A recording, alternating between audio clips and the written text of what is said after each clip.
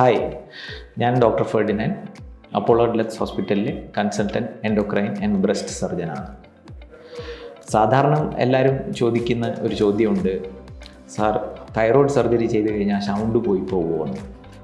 അപ്പം ഇതിന് വളരെ സിമ്പിളായിട്ടുള്ള ഒരു ആൻസർ എന്ന് പറഞ്ഞാൽ, എക്സ്പീരിയൻസ്ഡ് സർജൻസ് ആണ് ഇത് ചെയ്യുന്നുണ്ടെങ്കിൽ സൗണ്ടിന് ഒരു കുഴപ്പവും ഉണ്ടാവില്ല.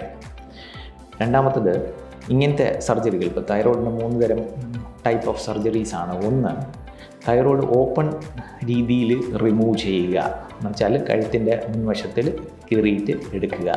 രണ്ടാമത്തത്, കക്ഷത്തിൽ കൂടെ ട്രാൻസാക്സിലറി എൻഡോസ്കോപ്പിക് ടെക്നിക്ക് വെച്ച് എടുക്കുക. അത് സ്കാർലെസ് ഓർ മിനിമലി കക്ഷത്തിൻ്റെ അവിടെ ചെറിയൊരു സ്കാർ മാത്രമേ ഉണ്ടാവുള്ളൂ. രണ്ടാമത്തത് ട്രാൻസ് ഓറൽ, അത് വായിക്കൂടെ ഒരു ട്യൂബിട്ട് എൻഡോസ്കോപ്പ് ഇട്ട് എടുക്കുക. ഇതൊക്കെ ചെയ്യാവുന്നതിനും ഇതൊക്കെ ചെയ്ത് സ്പെസിഫിക് ആയിട്ടുള്ള ടൈപ്പ് ഓഫ് സർജറിക്ക് അതിൻ്റെതായ ഇൻഡിക്കേഷൻസ് ഒക്കെ ഉണ്ട്, അതിൻ്റെ പരിമിതികളും ഉണ്ട്. പക്ഷേ എങ്ങനെ ചെയ്താലും ഒരു എക്സ്പീരിയൻസ്ഡ് സർജനാണ് ചെയ്യുന്നുണ്ടെങ്കിൽ സൗണ്ട് പോകാൻ ഉള്ള സാധ്യതകൾ ഓൾമോസ്റ്റ് നില്ലാണ്. Thank you.